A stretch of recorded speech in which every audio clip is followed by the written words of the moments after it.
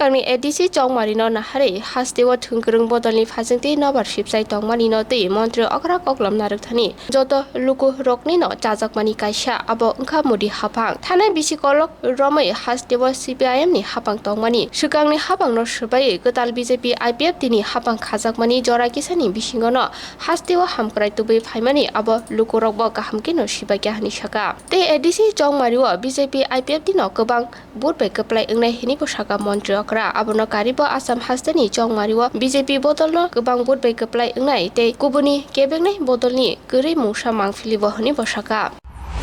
দেখো আজকে এডিসি ইলেকশনে যে একটা সুন্দর মহল তৈরি হয়েছে সমস্ত রাজনৈতিক দলগুলো ভোট প্রচার করছে কিন্তু যে মানুষের স্বতঃস্ফূর্ততা সেটা নরেন্দ্র ভাই মোদির সঙ্গে রয়েছে আমি বিভিন্ন জায়গাতে যখন বলি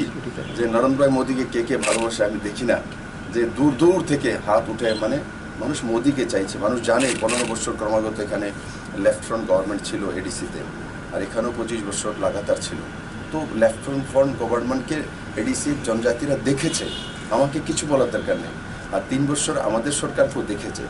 তার অ্যাসেসমেন্ট এবার আপনি এডিসি ইলেকশনে পাবেন আর রাজনীতিতে সবাই বলে আমি জিতবো কিন্তু জনতা যাকে জিতাবেন সেই জিতবে কিন্তু যেই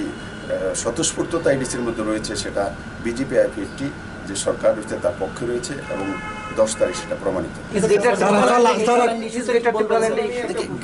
গ্রেটার ত্রিপুরাল্যান্ডের ইস্যু নিয়ে যিনি গ্রেটার ত্রিপুরাল্যান্ডের কথা বলেছেন ওনাকে জিজ্ঞাসা করা উচিত আমার ত্রিপুরা রাজ্য আছে 37 লক্ষ ত্রিপুরাবাসী আছে জাতি জনজাতির মিলনস্থল সেটা আমরা বিশ্বাস করি সেই দিশাতে লাস্ট কোশ্চেন 5টা রাজ্যে নির্বাচনে দ্বিতীয় পর্বে আমাদের পার্শ্ববর্তী রাজ্য আসাম কালকে পশ্চিমবঙ্গ ভোট গ্রহণ গেছে তৃতীয় পর্বে কি বুঝছেন মানে কি ফলাফল কি হবে 5টা রাজ্যে ফলাফল আমার চাইতে বেশি আপনারা জানেন পশ্চিমবাংলাতে দেখুন যেটা আমার একটা অ্যাসেসমেন্ট থাকে আমাদের তো কমসে কম 175 থেকে শুরুয়াত করবে তার উপরে যাবে বিজেপি আর আসামে তো একক সংখ্যাগরিষ্ঠ সরকার এমনিতে বিরোধী শূন্য সেখানে তো আমি বিরোধী দেখিই না কোথায় আপনারা দেখছেন আমি তো কোনো জায়গাতে খুঁজেই পাচ্ছি না কোথায় আছে আর ত্রিপুরাতে দেখুন কোথায় আছে কংগ্রেস কোথায় আছে সিপিএম দেখাই যায় না তাদেরকে তো তার জন্য যে নরেন্দ্র ভাই মোদীর নেতৃত্বে বিকাশ যাত্রা শুরু হয়েছে সেই যাত্রাতে সবাই ধীরে ধীরে সমস্ত পার্টি ছেড়ে বিজেপিতে জয়েন করছেন বিজেপির দরজা খোলা আছে আমি এখনও বলি আপনাদের মাধ্যমে যারা এখনও বাইরে আছেন এই কমিউনিস্ট বিভিন্ন পার্টিতে চলুন আসুন একসঙ্গে কাজ করুন ও সমাজের জন্য কাজ করুন আপনারা যে রাস্তা চলছেন সেই রাস্তা কোনোদিন সেবা করতে পারবেন না সেটা প্রমাণিত হয়ে গেছে 15 বছর লাগাতার এডিসি সরকার এবং 25 বছর লাগাতার ভারতীয় জনতা পার্টি কি সমর্থন করে বিরোধিতা দেখুন আমাকে গ্রেটার ত্রিপুরা আমাকে পুরো ত্রিপুরা ল্যান্ড দিয়ে দিয়েছে মানুষ শাসন করার জন্য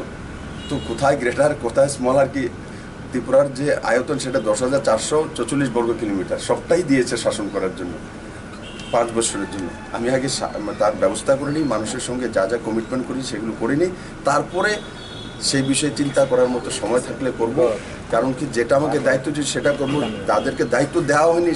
ওরা নিয়ে ব্যস্ত হয়ে গেছে আর ভাই দায়িত্ব তো আমাদেরকে দিয়েছে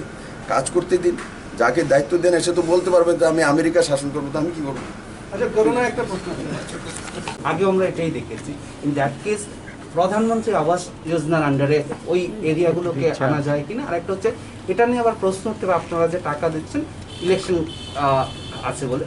এটা নিয়ে যদি আপনি ইলেকশনের জন্য কোনো কিছু না আপনারা খেয়াল থাকবেন যে ন্যাশনাল ক্যালামিটিতে ইলেকশনের কোড অফ কন্ডাক্ট লাগে না কারোর বাড়িঘর শেষ হয়ে গেছে তার জন্য মুখ্যমন্ত্রী তার সঙ্গে দাঁড়াবে না তার সঙ্গে গিয়ে এমএলএ দাঁড়াবে না মন্ত্রী দাঁড়াবে না সেটা তো অনৈতিক এবং সেটা কোনো জায়গাতে কোড অফ কন্ডাক্টের কোনো জায়গাতে সেটা স্ট্যান্ডিং পয়েন্ট নেই এটা ক্লিয়ার আপনি ভালো একটা কোশ্চেন করেছেন কারণ অনেকে এটা নিয়ে হইহাল্লা করবে তো ন্যাশনাল ক্যালামিটিতে অধিকার রয়েছে মুখ্যমন্ত্রী এবং রাজ্য সরকারের রাজ্যবাসীর সঙ্গে দাঁড়ানো এবং তাকে সাহায্য করা ঠিক আছে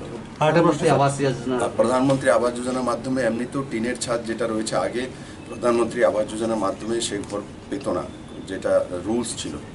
আমরা মাননীয় প্রধানমন্ত্রীকে ত্রিপুরা সরকারের তরফ থেকে সেটা টেক আপ করেছি মাননীয় প্রধানমন্ত্রীজি যাদের টিনের ছাদ থাকবে কিন্তু বাকি ঘরটা কাঁচা থাকবে তাদের প্রধানমন্ত্রী আবাস যোজনা ঘর দেওয়ার ব্যবস্থা স্পেশালি ত্রিপুরা সরকারের জন্য কেন্দ্র সরকার পারমিশন দিয়েছে তার অ্যাসেসমেন্ট চলছে প্রথম সারিতেই 70,000-এর কাছাকাছি এই ধরনের যারা আমার ভাই বোনেরা রয়েছেন তারা তাতে লাভান্বিত হবেন এবং 1,80,000 ঘরের সার্ভে চলছে। আমি আশা করি ত্রিপুরাতে যারাই গরিব রয়েছেন বিলো পভার্টি, তাদের সমস্ত টিনের ঘর যাদের আছে সবাইকে জাতি ধর্ম দল মত নির্বিশেষে সে ব্যবস্থা করা হবে। প্রচারের শেষ পর্যায়ে কি বলবেন?